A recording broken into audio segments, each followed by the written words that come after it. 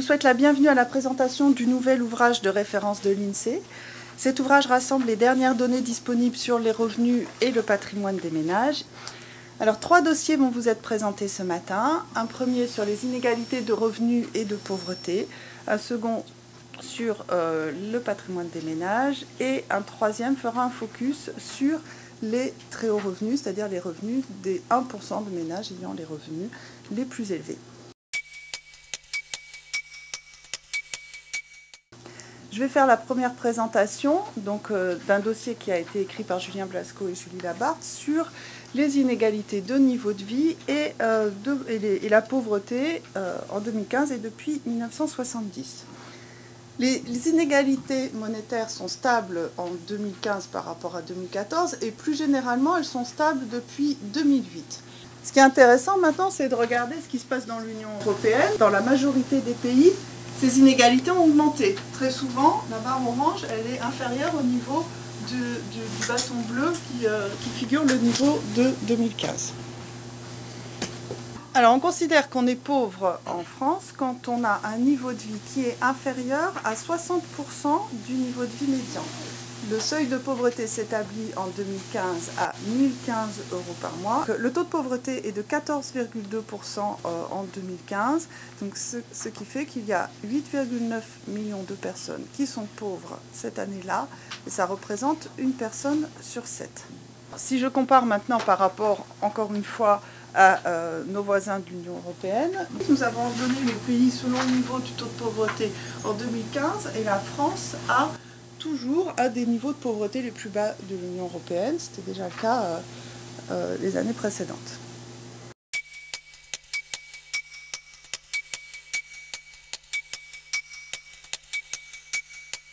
Bonjour, donc je vais vous présenter la vue d'ensemble rédigée par Aline Ferrand et Rosalinda Solotareff sur le patrimoine des ménages de 1998 à 2015. On va regarder comment se distribue le patrimoine entre les ménages résidents en France.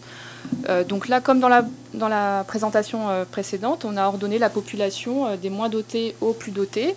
Ce qu'on peut observer, c'est que le patrimoine est de plus en plus dispersé au fur et à mesure qu'on avance dans la distribution du patrimoine. Il y a de fortes disparités de patrimoine et il y a aussi une forte concentration du patrimoine, puisque sur ce graphique, ce que vous pouvez voir, c'est que les 50% de ménages avec les patrimoines les plus élevés possèdent 92% de la masse totale de patrimoine.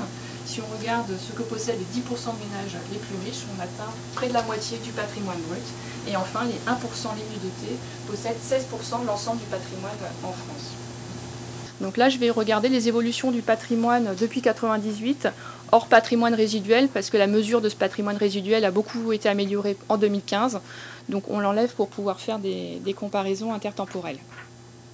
Donc ce qui est marquant, c'est que le patrimoine moyen, il a plus que doublé entre 1998 et 2010, et il a stagné entre 2010 et 2015.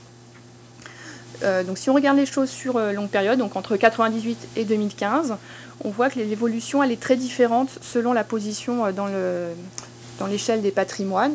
Le patrimoine il a doublé pour les 70% les mieux dotés, mais il a diminué pour les 20% les moins dotés, avec une baisse de 31% pour les 10% les moins riches.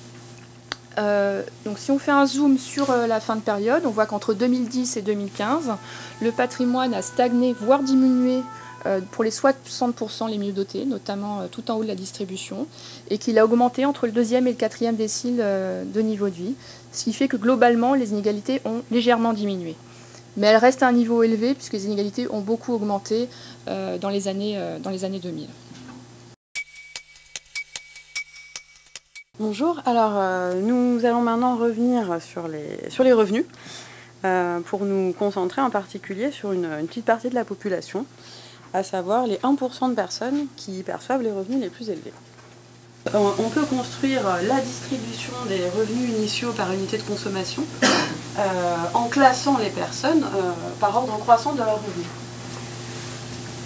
Ensuite, grâce à nos données exhaustives, on peut avoir un découpage un peu plus fin de la population. Parce qu'on connaît le revenu de chaque ménage, on peut se permettre de découper le dernier pourcentage, le dernier pourcent de la distribution, en différentes et on va découper jusqu'à un niveau, jusqu'au 10 millième de la population. donc 99,99%, ce qui représente environ 6400 personnes. Ce qui nous permet de constater, comme on l'avait vu pour les patrimoines, que les revenus sont très dispersés en haut de la distribution.